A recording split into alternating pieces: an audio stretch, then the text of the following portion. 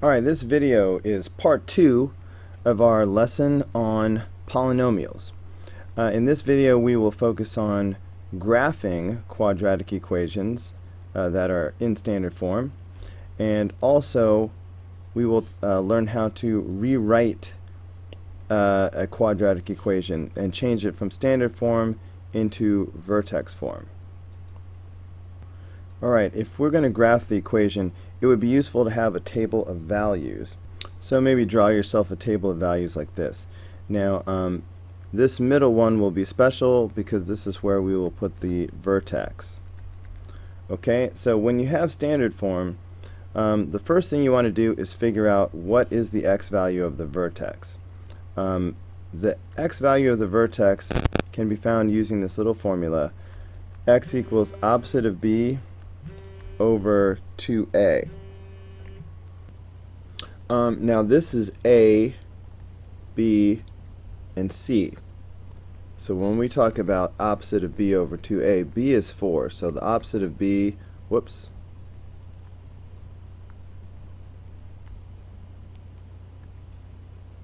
the opposite of b is -4.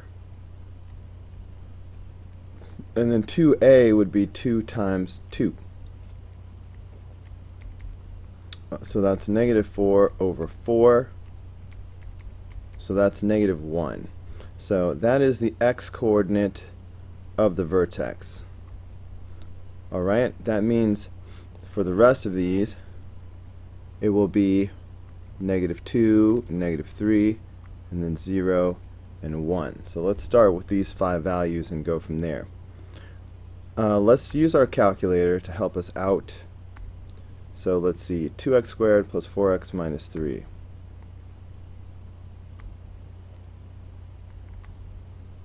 Okay, so 2x squared, I think it was plus 4x minus 3.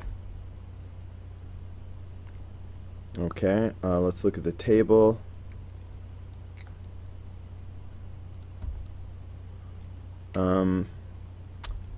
Let's start at -3.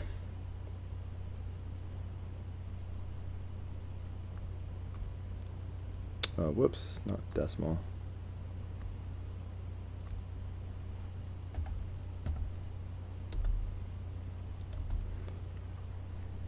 So I have -3, comma 3. So 3, -3, -5.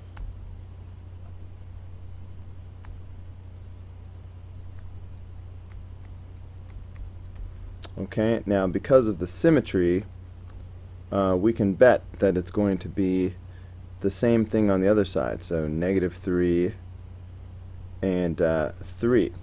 But let's check just to be sure. Alright, so if we scroll down, there's -3 and 3, just like we predicted. Okay, so we have these 5 values. Let's go ahead and graph them and see what we have. Okay, so -3, comma 3 is going to be right there. And then we have -2, comma -3.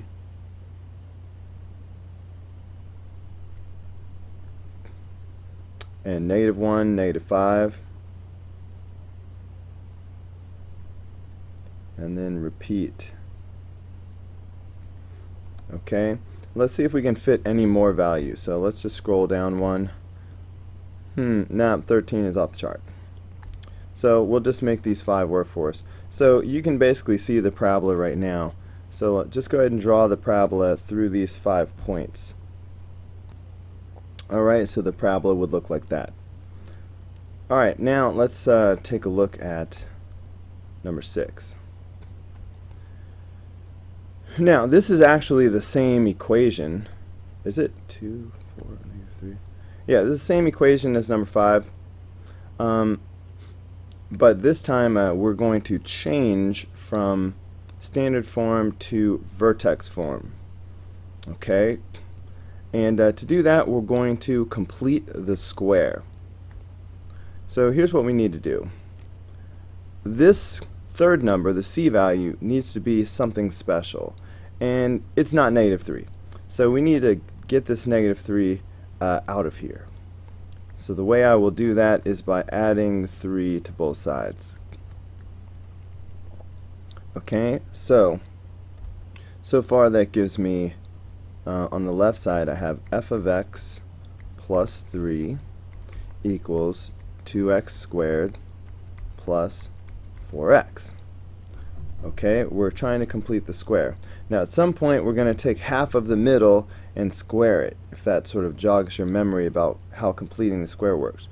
But we can't do that right now because the leading coefficient is 2. So we need to factor the 2 outside of parentheses. So we will go like this. We'll have our f of x plus 3 equals still. Now we're going to pull the 2 out. Leave space in your parentheses for a trinomial. But so far though, we have x squared plus 2x. Alright? Now, here's the point at which we're going to do half the middle and square it. Alright? Half of this is 1. 1 squared is still 1. So I'm going to add 1 here. Now, this 1 was not there before, so I've changed the equation by adding 1 to this side. So we need to add something to the left side to balance this out. Normally I would put a plus 1 over here if I add 1 over here. But not this time. Oh no, this is not really a plus 1, even though it looks like a plus 1, because of the 2 out front. Because of the distributive property, this is really 2 times 1. If I did the distributive property right now, I would get a 2 right here. So even though this looks like a 1, it's really a 2. So I need to add 2 over here to balance it out. So that's going to give me f of x plus 5 is equal to 2 times. Now this is going to factor as the same thing twice. That's the point of picking this special number. Alright, if when you do your half the middle squared, that guarantees you will get the same thing twice. So this is going to factor as x plus 1 times x plus 1. Okay? Or, since we're shooting for vertex form, let's get the parentheses going and put x plus 1 squared. That leaves just one more step. We need to go ahead and get f of x back by itself again. So let's go ahead and subtract 5 from both sides. Okay, so that's going to leave us with f of x equals 2 times x plus 1 squared minus 5. Okay, so this is vertex form, okay, for the same equation. Alright, and just as a mental check, the point of vertex form, or one of the points, is we should be able to just look at it and know what the vertex is. And the vertex should be the opposite of this one, comma, that one. So that makes this -1, comma, -5. Now, we just graphed this. Let's look back at the previous problem and see, sure enough, we have the same vertex. So that helps us know that we did it correctly. Alright, so that is it for number 6. Okay, let's take a look at number 7. Are the following functions even, odd, or neither? For full credit, prove your answers algebraically. Okay, so first let's start off by just answering the question.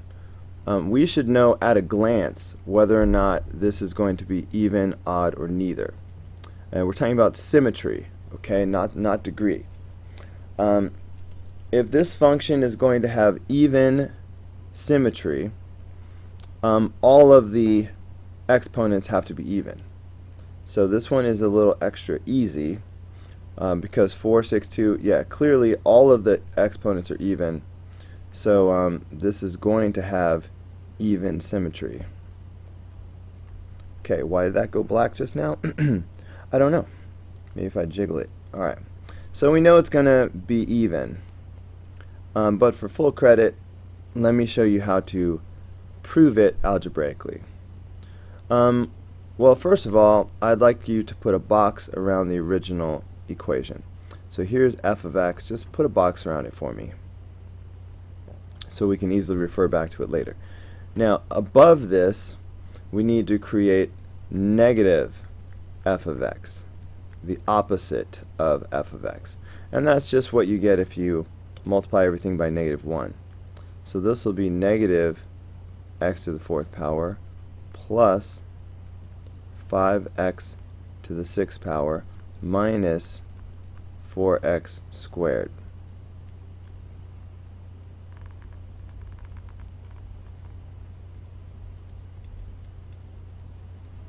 Okay, so we have our original function and our opposite function. So what you do is, to test out whether it's even or odd, you always have to do f of negative x. In other words, substitute negative x for all the x values and see what happens. So that would look like this. I'm putting in negative x, so I'll have negative x to the 4th power. I'll put another negative x to the 6th power, and 4 times negative x squared. So I'm putting negative x in for all the x's. Now, if this turns out to be the same as the original function, then it has to be even symmetry. If it turns out to be the same as the opposite function, then it's odd. Okay, we have learned that if you raise something negative to the even power, the negative goes away. So this negative is going to go away and just leave x to the 4th power. Nothing's happening to this negative. Alright, same thing happens here, even power, so that'll just be x to the 6th power. Okay, plus 4. Another even power, so that negative goes away, and I just have x squared. Okay, put a box around that. So this is the f of negative x that we had to test. Now, is this the same as the original function? Is it the same as the opposite function, or neither? Well, it is the same as the original function. Okay, x to the 4th power minus 5x to the 6th power plus 4x squared. So you have to wrap this up with a summary statement like this. In words, you could say, since this is the same as the original function,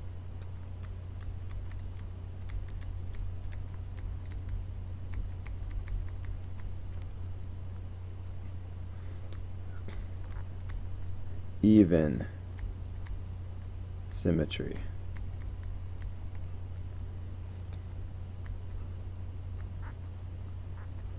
Okay, so that's how you could say it in words. Or you could express it with some symbols like this. You could say, instead of saying since this is the same as the original function, you could just say f of, you could say f of negative x, alright, the thing we just tested, equals f of x, the original function. So that's a shorter way of saying since this is the same as the original function. And then you could just say so even. Okay, but either way, go ahead and include a summary statement, either in words or in symbols. Okay, let's do one more in this video because these kind of go together. In fact, we'll do two more since the next problem also is about even, odd, or neither. Okay, so we should know again at a glance if this is going to be even, odd, or neither. Let's see. If it were even symmetry, all of the powers would be even. So clearly it's not even symmetry. If it's odd symmetry, all of the powers should be odd.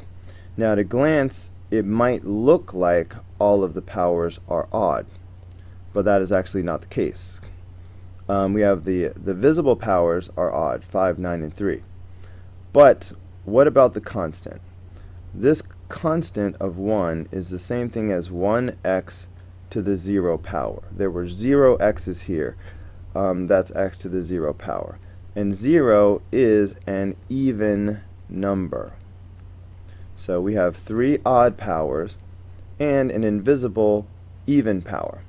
So if you have odds and evens, even 1, that makes it neither. So for in this particular case, the final answer should turn out to be neither. Okay, but for full credit, we must show this algebraically. So let's start by putting a box around the original function. Okay. Next, we need to create the opposite function. So negative f of x, and that will equal negative 4x to the 5th power plus 3x to the 9th power plus 2x to the 3rd power minus 1. Okay, just multiplied everything by negative 1, changed all the signs. So this is the opposite function, negative f of x. And then the thing that we have to test out is f of negative x. So we will substitute negative x for these 3 x's. So that will make 4 times negative x to the 5th power minus 3 times negative x to the 9th power minus 2 times negative x to the 3rd power plus 1. Alright, so what happens? So I have f of negative x equals. Now, if you take something negative and raise it to an odd power, that negative doesn't go anywhere. It stays negative. So this negative is going to stick around. Without parentheses, though, it's going to wind up in the front of the term. So I'll have negative 4x to the 5th power. Now this negative is also going to stick around because it has an odd power. So because of that, I have negative 3 times this negative x to the 9th power. So a negative times a negative is a positive. So this term is actually going to become positive 3x to the 9th power. Same thing happens here. This negative is going to stay around because it's an odd power. So I have a negative times a negative then.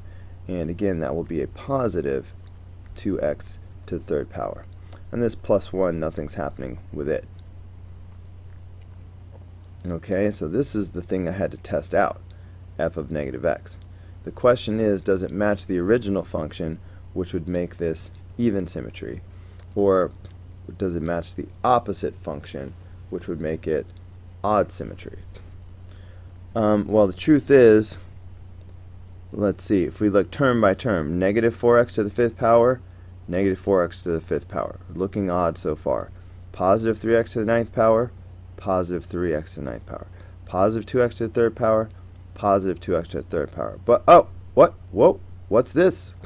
Positive 1, negative 1. Man, we were so close. But it does not quite match the opposite function. So it doesn't match either of these. So that's why we've just proven that it is neither. Okay, so you have to make a summary statement. You could say this: since this matches neither the original function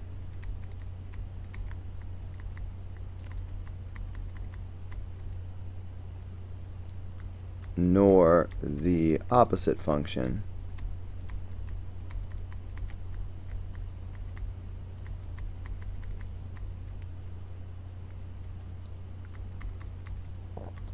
it has neither even nor odd symmetry. Okay? Or if you wanted to use the symbols, you would do something more like this. And you would say f of negative x does not equal f of x, so that says it doesn't equal the original function. And now I'm going to say how it doesn't equal the opposite function either. So f of negative x, I meant to say does not equal to. Okay, that's totally the opposite of what I meant to say. So f of negative x does not equal negative f of x. So far I've said this thing that we just tested, it doesn't equal the original function, it does not equal the opposite function. So neither. Okay? Make one of these two summary statements, whichever one you want to do. If you're more comfortable with words, knock yourself out. Or obviously the symbol's shorter. Okay, let's squeeze in one more problem and before we stop this video. Does the graph below represent an even or odd function? Okay, and we're talking about symmetry. Okay, if it's going to be even symmetry, it needs to be the y-axis needs to be an axis of symmetry. Okay, so looking at the y-axis here, this graph does not look the same on the left and the right. Alright, it's high on the left, it's low on the right. It's not the same. It's not a mirror image on the y-axis. So it's not even symmetry. What about odd symmetry? Well, the way odd symmetry works, hold on. If you rotate the graph around the origin 180 degrees, in other words, if you turn it completely upside down around the origin, if it still looks exactly the same, then it has odd symmetry. Okay, so let's try that. So I'm rotating this 180 degrees, in other words, completely upside down. Kabam! Alright, now, if it weren't for the numbers being upside down, you wouldn't even know that I turned the function at all, because it still looks exactly the same upside down as it did right side up. So that means this does have odd symmetry. Okay, so you could call this an odd function.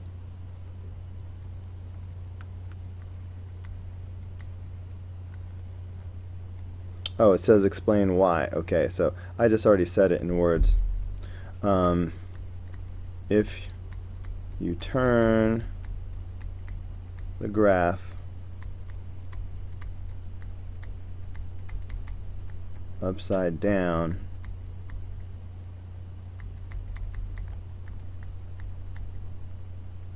it looks the same. Okay, that's a good enough explanation. Alright, let's go ahead and end this video here. It's a little bit longer than I like the videos to be,